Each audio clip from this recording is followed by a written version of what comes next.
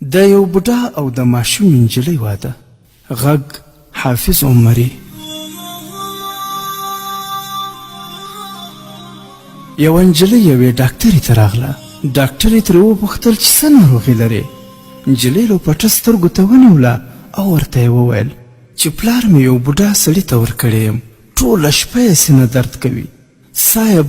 بنده کیږي، هر وخت بلغم له خولې غورځوي، چې ورته ګورم نو زړه مې زر ځله ماتیږي او غواړم چې په داسې مرګ مړه شم چې د مالت خلک را باندې پوه نه شي چې د فلانکي لور ځان وژنه کړې ده او پلار ته مې پیغور جوړ نه شي. په دې وخت کې بوډا میړه کلکه سپېړه ورکړه او ورته په کنځلو شو او ورته یې وویل چې ته خو روغه رمټه دلته لګیا یې، زما غیبت دې شروع کړی دی، هسې خوشې چټي مې نه یې راویستې، پلار دې رانه لکونه روپۍ اخیستې دي.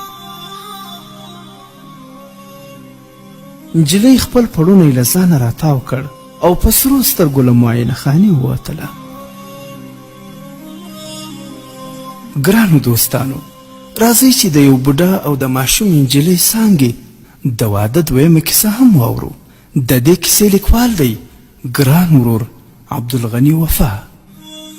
زموږ د کلي د څانګې په نامه یوه 12 کلنۍ نجلۍ وه. د ذوالجلال له طرفه د حسن په نعمت ښه نازول شوې وه. یوه ورځ د بر کلي د 8 کلن سپینګیري بوډا حاجي کرم خان نیکه ناڅاپه پر دې 12 کلنۍ نجلۍ څانګې سترګې ولګېدې او په زړه کې یې ډېره زیاته خوښه شوه. حاجي بابا چې د 2 ښځو خاوند هم و، اراده یې وکړه چې دغه د 12 کالو نجلۍ چې د ده د لمسۍ په ځای هم وه ځان ته په نکاح کړي. بله ورځ یې د نجلۍ پلار راوغوښت او ورته یې وویل چې ستا لور زما ډېره خوښه شوې،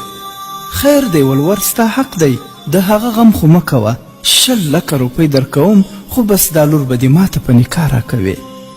د نجلۍ پلار چې د 20 لکو روپو خبره واورېده نو یې خوله له اوبو ډکه شوه او فورا یې ورسره خبره وکې کړه او کور ته راغلی. د نجلۍ مور یې هم خبره کړه. د نجلۍ مور ورته وویل وسړیه، دا خو غټ ظلم دی چې دا ماشومه لور یوه بوډا بابا ته ورکوې، او بله خبره دا چې زموږ لور به یې ومني او که نه. د نجلۍ پلار وویل هغه کله خپل په ښه وبد پوهېږي، ته یې پرېږده، بس زه دسمال ورکوم. خو یوه ورځ یې لور خپلې مور ته وویل زه خبره شوې یم چې تاسو ما یو بوډا ته ورکوئ، خو یوه خبره مې واوره، مړه به شم خو د هغه 8 کلن بوډا ناوې به نه شم، زما هغه نه دی خوښ، زه واده ورسره نه کوم. مور یې حیرانه شو چې پلار یې د دې پر سر د بوډا بابا څخه په لکونو روپۍ اخیستې او انکار هم نشي کولی، او پلار یې ډېر قهرجن انسان هم دی، که خبر شو چې لور یې نه منې ما و لور به دواړې مړې کړي. د مور یې سر خلاص و چې پلار خو یې حتما بوډا ته ورکوي، نو یې خپلې لور ته وویل لورې دا د پښتو وطن دی، خلک مه راپورې خندوه،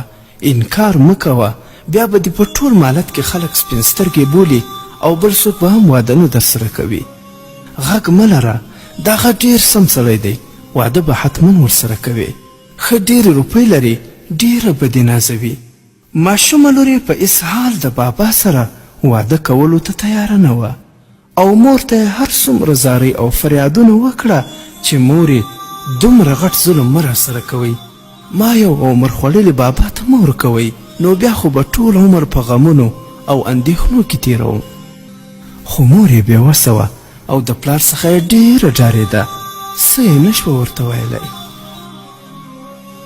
او تنکۍ څانګې خو د پلار په وړاندې د انکار بیخي جرأت نه شو کولی. وروسته یې پلار خبر شو چې لور یې نه مني، نو لور یې تر ډېرو وهلو وروسته دې ته اماده کړه چې چوپ په خوله واوسي او په هر حال به د حاجي کرم خان نیکه ناوې جوړېږي. بالاخره د نکاح شپه شوه. وکیل د دروازې د پردې شاته ولاړو او غږ یې وکړ خورې ووایه نکاح دې قبوله ده؟ تنکۍ څانګه چې یو کوچنی د زهرو بوتل یې هم په لاس کې ټینګ نیولی و چوپ په ناسته وه. مور یې زارۍ ورته کولې خیر ده ووایه چې قبوله دې ده. د ناوې په مخ اوښکې راماتې وې. وکیل بیا غږ وکړ خورې ووایه نکاح دې قبوله ده؟ مور یې بیا ورته وویل خیر دی ووایه قبوله دې ده تا ته دې د پلار سخت طبیعت نه دی معلوم زما سره دې وژنې خیر دی د هغه لنګوټه پر مځکه مه غورځوه ناوې چې هغه کوچنی بوتل یې هېڅ د لاسه نه لرې کاوه سر وښوراوه نه هېڅ کله مې نه ده قبوله د ناوې مور ورخطا شوه د ناوې په خوله یې لاس ټینګ ونیو او خپله یې په ژړغوني غږ وویل هو ناوې وایي قبوله مې ده قبوله مې ده وکیل رهي شو د نارینهو په کوټه کې د مبارکۍ اوازونه پورته شوه یو ځوان زوم ته ورغاړې شو او ورته یې وویل حاجي آغا د درېیم واده دې مبارک شه ناوې څه موده وروسته چپه شوه او هغه په لاس کې ټینګ نیولی بوتل یې د لاسه بې اختیاره ولوېد او له دې دنیا څخه د تل لپاره سترګې پټې کړې مالي من الليل مش الدهر ينساك لاني من اللي عاشراك المصالح لاني من اللي لا بغى شي حياك أنا من اللي يبغون النصايح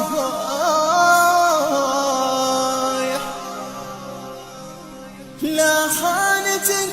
دنياك والكل خلاك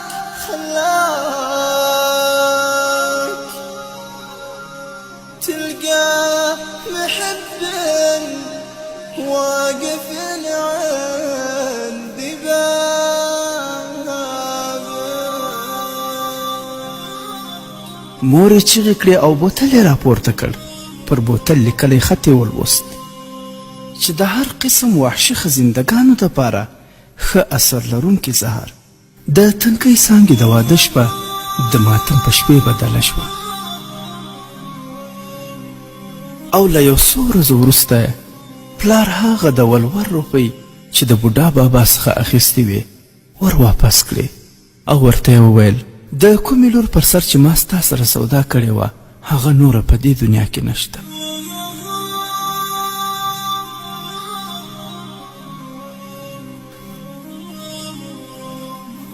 عبرت ګرانو ورونو دا یوه څانګه نه ده چې د بېوسۍ او د ظلم څخه د خلاصون لپاره خپل ځان ووژه بلکې د څانګې غوندې بېوسې په زرګونو نجونې اوس هم شته چې ټول عمر یې په غم او ویر تیریږي چې پلار یې د ولور د پیسو لپاره د وحشت کندې ته اچولی دي ای د بېوسې لور پلاره هر نجلۍ دا ارمانونه لري چې یو ځوان سره یې راتلونکی ژوند جوړ شي چې پاته نور ژوند یې په خوښۍ او خوشحالۍ تیر شي مګر ته چې یو اتیا کلن بوډا ته خپل لور ورکوې په دې سره د خپل لور ټولې هیلې د خاورو سره خاورې کوې د اسلام مبارک دین علما او مفسرین د نکاح او مرکې په هکله خپل نظر داسې وړاندې کوي ژباړه که څوک ستاسو د لور مرکې ته راځي تاسو هغه کس انتخاب کړئ چې توانمند امانتداره او پرهیزګاره وي که داسې نه وي نو تاسې د ځمکې په مخ فساد رواجوئ او دا کار کبیره ګناه ده د علماو د دې نظره ښکاري چې موږ باید هغه کس خپل لور ته انتخاب کړو چې د لور پاته ژوند مو په ښه ډول تیر شي نه داسې چې لور وړه او ماشومه وي او تاسې یې د یو څو روپو لپاره پر یو اتیا کلن او یا اویا کلن بوډا خرڅوئ ګران ورونو زموږ په پښتنو کې یو څو داسې رواجونه هم شته چې مکمل د دین خلاف دي او په همدغه رواجونو کې تل لور قرباني کیږي اول لور د پیسو په بدل کې پرته له هغې د اجازې یو بوډا ته ورکول دویم زامنو پسې ویش کول او لور ته ځمکه نه ورکول وروسته پسې دا خبره هم کول چې یو میړه یې راباندې حق و ور واده مې کړه نور حق راباندې نه لري دریم لور باندې دیني زده کړې او تعلیم نه کول څلورم زوی ته واده په خوښۍ کول او ښکلې ښایسته پیغله ورته غوښتل، خو لور یې بوډا ته ورکول او یا داسې چاته ورکول چې ټول عمر په غم او ویر ورسره اخته وي. 5 خپل لور په بدۍ کې ورکول، له دې ډاره چې بیا مې دښمنان زوی راته مړ نه کړي او یا ما مړ نه کړي. په خپل لور ځان د دښمن له ګزاره خلاصول. خیر دی که په لور هر څومره ظلمونه کیږي د دښمن په کور کې، خو لور ده، ځکه په پښتو کې خو لور د قربانۍ لپاره وي. په آخر کې دا وایم چې ای پلرونو، د خدای پر لحاظ خپل د لور سره دومره ظلمونه مه کوئ چې آخر ستاسې د ظلم او وحشت لاسه ځان وژنه وکړي، خپل دنیا او آخرت خراب کړي. د خدای پر لحاظ خپل پر نورو باندې رحم وکړئ او د قربانۍ څاروی مه ترې جوړوئ.